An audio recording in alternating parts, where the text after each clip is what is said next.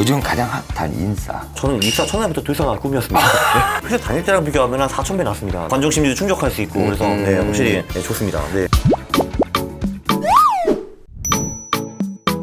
경제적 자유와 조기 은퇴를 꿈꾸는 사람들에게 이분만큼 명쾌한 답변을 들을 수 있는 분이 없을 것 같은데요. 퀀투 투자를 통해서 우리 파이유주기 되신 분이시기도 합니다. 신의 직장이라 불리는 코트라에 과감히 사표를 던지고 14만 유튜버이자 작가로 전향한 강한국 작가님 모셨습니다. 안녕하십니까 작가님. 안녕하세요. 요즘 가장 핫한 인싸. 네. 핫해. 일단은 좀 궁금한 게요 작가님. 예? 파이유족 생활하신 지가 지금 1년 아직 안 되셨나요? 맞아요. 지금 작년 7월부터니까 1년 네네. 조금 안 되고 9개월, 10개월 정도 된 것 같아요. 9개월, 10개월이요. 네. 아니 9개월, 10개월 정도면은 파이어족 되시기 전에 좀 뭔가 내가 파이어족이 되면은 이런 거 좀 한번 해봐야겠다 계획들을 좀 이렇게 세우잖아요. 저는 입사 첫날부터 회사가 꿈이었습니다. 아니 그러면 입사를 왜 하신 거예요? 네? 시드를 만들기 위해서인 거예요? 아니면은 그렇죠. 네, 그게 아, 사실 시드를 가장 큰 목적이었고요. 네. 아. 사실 뭐 꿈은 원래 이제 입사할 때부터 파이어였는데 네, 그때 돈이 없으니까 이제 파이어를 할 수가 없죠. 아. 돈뿐만이 없는 게 아니라 제가 뭐 별다른 게 할 수 있는 게 없으니까요. 지금 8개월 정도 되셨는데 지금 어느 정도는 좀 이루고 계십니까? 아니, 지금 최고죠. 생각해서. 회사 다닐 때랑 비교하면 한 4,000배 낫습니다. 네. 4,000배. 네. 저희가 이 앞전에도 한번 전에 이제 파이어족을 하시는 작가님을 한번 모셨었어요. 예. 그래서 이제 한번 얘기도 듣고 해보다 보니까 네. 그분 삶이 네. 우리가 생각하는 파이어족의 모습이 아닌 것 같다는 생각이 드는 거예요. 굉장히 바빠요. 우리가 생각하는 파이어족의 삶은 뭔가요? 근데? 그래서 네. 저희가 생각하는 단순한 거는 사전적 의미나 이런 것만 봤을 때는 예. 딱 두 줄로 요약이 되지 않습니까? 예. 젊은 나이, 아까 말씀드린 젊은 나이에 많은 부를 잃어서 네. 내가 하고자 하는 일, 편한 삶, 요게 이런 식으로 정의가 돼 있단 말이에요. 제가 봐도 제가 네. 지금 거의 노동 비슷하게 하는 시간이 네. 회사보다 적지는 않은 것 같아요. 근데 회사에 있으면은 네. 그 일을 아무리 뭐 열심히 해가지고 뭐 주 40시간, 50시간 해도 네. 그게 제 거는 아니거든요. 근데 이제 지금은 다 이게 모든 게 제 거거든요. 제가 회사 다닐 때는 이제 일이 떨어지면은 일단 기분부터 나쁘죠. 하면서 이제 도대체 어떻게 이 일을 남한테 미룰 수 있을까 또는 안 할 수 있을까 이것도 고민을 하거든요. 근데 지금은 이제 이거 해야지 하면은 이제 아무래도 열심히 하게 되잖아요. 이거를 잘하면은 다 이제 저한테 오는 거니까요. 그게 이게 완전 천차만별의 차이더라고요. 책임감이나 이런 부분은 다른 부분이니까. 그렇죠. 네. 그렇죠. 제가 또 관종이기 때문에 이제 뭐 이렇게 나오고 하면은 책에 써가지고 이런 거 하나 냈다 하면은 이게 쓸 때는 사실 좀 어렵긴 하지만 이제 제 이름은 나가니까 이제 제 관종 심리도 충족할 수 있고 그래서 네, 확실히 네, 좋습니다. 네. 보통 이게 좀 젊을 때 부자가 됐다고 하면은 네. 궁금한 게 돈을 어떻게 모았냐 이런 거잖아요. 네, 그렇죠. 우리가 쉽게 네. 생각하는 거는 뭐 부모님한테 뭐 물려받은 게 있느냐 네. 뭐 이런 얘기들을 많이 하는데 부모님한테는 일단 제가 독일에서 학교를 나왔기 때문에 거기는 학비가 없거든요. 네. 그래서 네. 생활비는 제가 좀 받았습니다. 네, 생활비는 받았고 여기 한국에 와서는 그 사회생활 하면서 3년 정도는 네. 부모님이랑 같이 살았고요. 네. 근데 용돈은 이제 공익할 때까지만 받고 이제 그 후에는 끊겼죠. 그 딴 사람들보다 그렇게 많이 받거나 그런 거는 없는 것 같습니다. 네, 아직은 제가 유산을 받지 못해서요. 네, 그래서, 네. 시드를 이제 네. 사실상 만들었다고 볼 수 있는 건데 직장 다니시면서 네, 그렇죠. 만드신 네. 거죠. 예. 그때는 뭐 투자도 같이 겸업을 하신 거예요, 아니면 직장을 다니면서 급여를 받자마자 전부 다 투자로 갔죠, 그게. 네. 전부 투자를 처음에 어느 정도로 이렇게 좀 시작을? 시작이요? 예. 시작은 뭐 10만 원, 50만 원 이용으로 시작했죠. 네. 그렇죠. 그걸로 계속 이렇게 투자하면서. 네. 근데 사실 그게 굉장히 중요하다고 생각을 하는 게 어떤 사람은 뭐 1억 뭐 3억을 모으고 그 다음에 투자를 해야지라고 생각하는 사람도 있는데 네. 이게 사실 되게 위험하거든요. 네네네. 왜냐면 처음에는 투자를 하면은 아무래도 특히 여기 이제 주식 초등학교 다니시는 분들은 네네. 처음에는 실수를 할 수밖에 없어요. 이게 다 미숙하기 때문에. 네네. 그러면은 그 실수라는 거는 이퀄 손실이거든요, 이게. 네네네네. 근데 그 손실을 작은 돈으로 맛봐야 돼요. 근데 큰 돈이 되면은 이제 어느 정도 한 중급 정도, 그러니까 중학교, 고등학교 레벨은 가가지고 이제 제대로 투자를 해야 되는데 그 초등학교 실수는 그 소규모 돈으로 하는 게 좋습니다. 그런 건 있지 않나요? 그 시드가 적다 보면 네. 그님 내가 건드릴 수 있는 종목들, 투자할 수 있는 주식이라고 치면 네. 종목들이 아무래도 좀 작은 단위의 종목들 있잖아요. 이런 쪽으로 이제 건들다 보니까 위험성이 좀 커진다.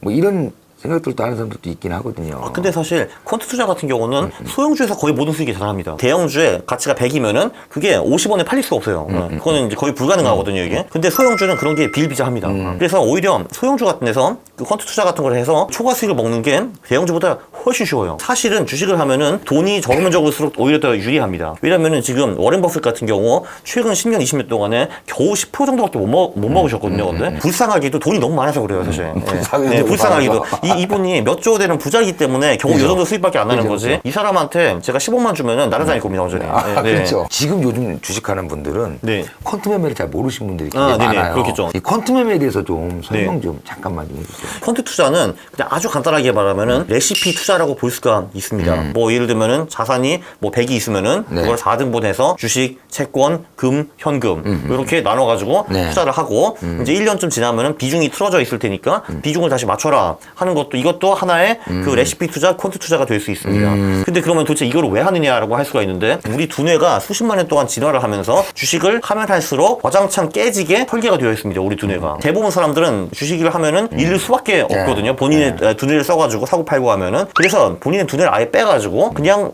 통하는 규칙을 그냥 그대로 따라 하자라는 것이 펀드 투자의 그 정신이자 철학입니다. 그 종목들을 대입을 해보다 보면은 네. 종목도 많이 하셔야겠어요, 그런 거. 그렇죠. 이게 퀀트 투자라는 게 어떻게 보면은 이제 보험업이랑 거의 비슷하다고 보시면 될 것 같아요. 보험업 같은 경우도 여러 고객들이 계시잖아요. 근데 사실 그 고객들에 대해서 아는 거는 사실 성별과 나이밖에 없어요. 그 두 개만 가지고 사실 이 사람이 아플 확률을 계산하는 거잖아요. 그게. 그렇기 때문에 보험회사는 절대로 고객 한 명만 있지는 않습니다. 네, 그렇죠. 예, 이게 굉장히 분散투자를 많이 하죠. 그래서 저희도 몇십 개 종목을 삽니다. 이게 그러면 네. 지금 작가님 같은 경우에는 이게 물론 주식 처음에 이제 혼자 하셨겠지만 네. 우리가 이렇게 다양한 종목을 또 여러 각도에서 보고 또 네. 지표도 사용하고 해보려다 보면은 같이 이렇게 그룹을 형성해서 뭐 네. 이렇게 뭐 스터디를 한다거나 네. 아니면은 뭐 그런 식으로 공부를 또 하기도 하나요? 또? 저 같은 경우는 이제 안 하는데요, 그거를. 그런데 뭐 그런 식으로 해가지고, 네, 뭐, 예를 들면 책을 이제 같이 읽고, 이제 그거에 대해서 토론을 한다든지, 네. 아니면 이제 그렇게 되면은 이제 본인이 그 생각하는 것과 실제 저자가 말하고 싶은 말이 네네. 완전히 다를 수가 있거든요. 근데 그거를 뭐 예를 들면 두세 명이 같이 한다고 하면은 그 에러를 좀 줄여줄 수 있는 방법은 될 것 같습니다. 네. 뭐 종목 분석하실 때 보면은 그러시는 분들 많더라고요. 지금도 이렇게 유튜브나 이렇게 슈퍼게 나오신 분들 보면 예전에 네. 보면은 이제 서로 이렇게 뭐 가치 투자면 가치 투자 뭐 이렇게 하고 서로 이렇게 좀 주식 투자에 대한 가치관이나 철학이 좀 맞는 사람들끼리 네, 그죠. 네. 종목 같이 발굴하고 네. 아 이런 종목 있는 게 좋더라. 또 근데 한편에서 어떤 사람이 봤을 때 아 이 종목 내가 좀 아는데 그건 조금 기업이 이런 측면에서는 조금 아닌 것 같더라. 네. 서로 이렇게 의견도 공유하고. 그렇죠. 제 생각에는 가치 투자를 하시면은 그 한 개 기업에 대해서 연구를 많이 해야 되잖아요. 네네네. 근데 사람의 시간은 한정되어 있기 때문에 그러니까 내가 A 기업을 연구하고 제가 B 기업을 연구하고 오고 근데 그거는 괜찮다라고 봅니다. 그래도. 작가님도 손실을 본 적이 있으실 거잖아요. 기본적으로 네. 이 콘트 투자를 해가지고 네. 제가 한 20개 종목 사잖아요. 네네네. 그러면은 보통은 이제 그 한두 개 종목이 막 날아가요. 근데 네네. 안타깝게도 제가 그 종목이 뭔지 그 전에 알 수는 없어요. 네, 그렇죠, 그러면 그렇죠. 걔만 학교쳐도 걔네들이 날아가요. 그래서 얘네들이 몇백 프로 날아가셔가지고 전체 포트폴리오의 수익을 책임을 집니다. 나머지 18애들은요 그냥 다 거기서 그래요 그냥. 그 심지어 좀 실망시키는 애들도 있고 다 그런 겁니다. 거기서 네. 좀 아니다 싶은 건데 속가내기도 하고 또 좋은 게 보이면 듣기도 하고 아니요, 이제 그래서 20개를 사가지고 네네. 6개월 동안 보유한다라고 하면은 네네. 기본적으로 안 건들고 20개를 그냥. 다 가져가는 거를 기본으로 아. 하되 그러나 이제 그 중에서 보통 이제 20% 이상 떨어지는 애들은 넌 내 친구 아니야 하고 이제 내보내는 안녕히 계세요, 여러분. 20개를 가져갈 때 있어서 아닌 것도 좀 뺀다 치면 네. 다시 채웁니까? 20개를 항상 가지고 가는 건가요? 저는 보통은 안 채우고 그냥 6개월 후에 아, 다시 6개월 후에 채웁니다. 다시 네, 네. 보도를 네. 정리하시고 네. 그래도 아무래도 퀀트 매매가 좀 그래도 안전하죠. 다른 거에 비해서는. 사실 지금까지 제가 설명드린 그 종목 퀀트 네네. 이거는 그래도 좀 가장 안 안전한 편이고요. 아. 왜냐하면 종목 퀀트는 아무리 이제 기교를 부려도 주식시장이 반토막되면은 다 같이 그냥 망합니다. 이제 그거는 어떻게 피할 어쩔 수가 수 없죠, 없고요. 어쩔 수 그러나 이제 예를 들면 자산 배분 전략 같은 경우는 주식시장이 반토막되어도 네, 잘 살아남습니다. 그래도 손실을 보통 한 10% 미만으로 제한하는 그 전략들이 굉장히 많죠. 네, 근데 그거를 하려면은 두 가지 기법이 들어가 있어야죠. 그러니까 주식뿐만이 아니라 다른 자산군도 같이 들어가야 됩니다. 채권이나 실물자산 이런 거. 그리고 또 원화와 달러를 같이 분산하는 것도 좋고요. 네. 또는 이제 두 번째 기법은 모멘텀. 그러니까 최근에 잘 나가는 자산군들을 매입을 하고 못 나가는. 예를 들면 최근에 나스닥이 되게 못 나가잖아요. 이런 애를 빨리 팔아치우고 이제 이런 그 두 개 기법이 들어가면은 보통 이제 최대 손실을 10% 미만으로 많이 제한할 수 있습니다. 아, 네. 그게 약간 이제 해지 기능도 좀 네, 하는 그렇죠. 거네요. 근데 개별주를 가지고 이제 소위 계속 보유하는 전략으로 가면은 이제 평균적으로는 주가 지수보다 훨씬 더 높은 수익을 낼 수 있는 건 맞는데, 맞는데. 주가 지수가 얼어 터지면은 그건 어떻게 그냥 피할 수 없습니다. 방법, 네. 뭐 방법이 없다 이제 그때부터. 그렇죠. 네.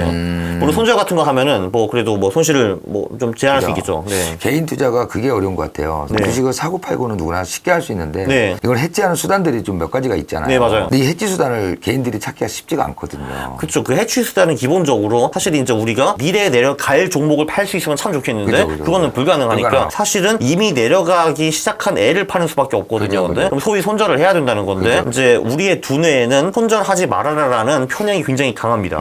그게 원시 시대부터 그게 이제 유지가 된 거래요. 그러니까 아마도 원시 시대에는 정말 이제 뭐가 손실이 나잖아요. 네. 그럼 그게 나랑 내 가족이 굶어 죽을 수도 있었어요. 이제 내가 미리 1kg인데 이게 뺏기면 죽을 수 있는 거잖아요. 그래서 손실을 거의 죽기보다 싫어하는 것이 옛날 우리 원시 시대부터 머리 강렬하게 들어가 있어요. 근데 손절이라는 거는 내 손실을 확정짓는 행위잖아요. 그죠. 그래서 죽어도 하기 싫은 거예요. 그래서 대부분 사람들이 죽기 전에 손절 안 합니다, 실제로. 네, 그렇죠. 네. 그러니까 죽는 걸 선택해요. 그죠. 손절보다는. 네. 아니 100원이 지금 50원이 돼 있는데 손절을 안 하면 자기는 계속 100원 갖고 있다는 생각을 하잖아요. 네, 그렇죠. 그렇죠. 지금은 50원처럼 보이지만 사실은 100원이라고 잠시 생각하는 거죠. 그렇죠. 동계산할 네. 때도 그렇게 해요, 실제로. 네. 아, 난 100원을 갖고 있다 지금. 네, 그렇죠, 그렇죠. 실제는 50원인데 네, 지금 맞아요. 팔면. 네. 그게 또 150원 되면 기가 막히게 또 150원을 인식합니다. 아, 그렇죠, 그렇죠. 네.